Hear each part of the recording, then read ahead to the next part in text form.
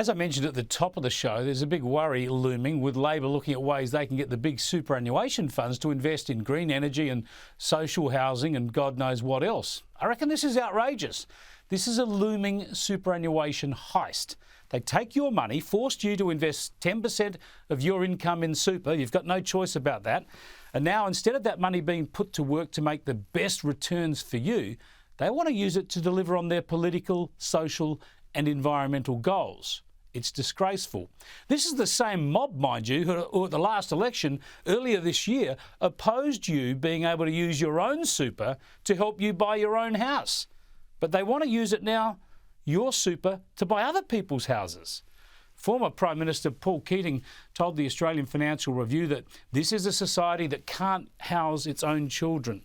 If super funds just think they can go to buy tech stocks in America and highways in Italy, they're going to run into trouble. Without being heavy-handed, there's a requirement of the funds to look at social opportunities.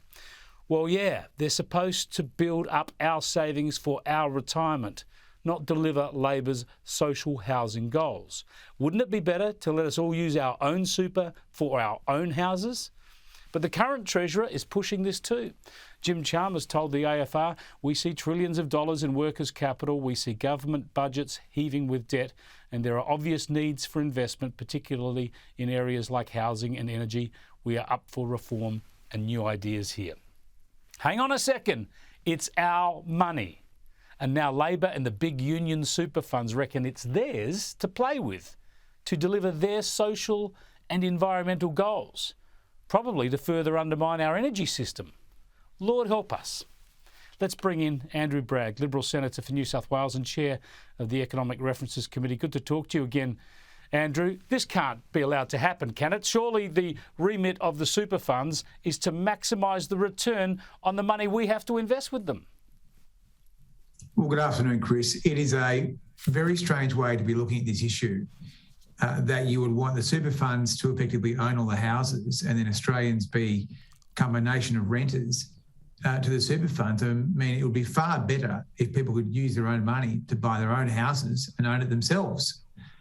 So it is megalomania writ large by the super funds here, wanting to own everything, and they are pursuing non-financial goals here.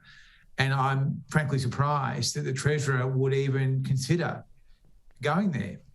It's extraordinary. It's essentially looking to use super investments as a replacement for what should be government investment when he's talking about social housing.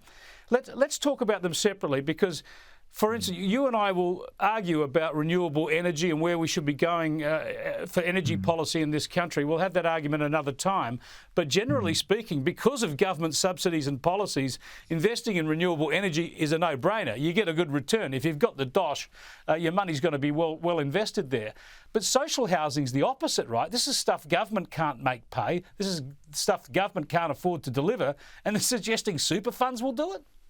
Well, the super funds are asking for a new tax break on top of their already eye-watering tax breaks, which would allow them to have what they call build-to-rent schemes, which, as I say, would push Australians to become renters to the super funds. So therefore, the super funds would become the nation's landlords, and therefore people would never be able to buy their own home. So it really is getting into world domination style territory here with the super funds. But if you look at the record of this government so far, they're falling over themselves to try and enact all the issues or address all the grievances that the super funds had with the last government's policies, which were designed to increase transparency around the super funds investments and their transfers to unions and their donations to the Labor Party. So I call this the government for vested interests. And I think in the super policy area, this is where you see the vested interests really running the show.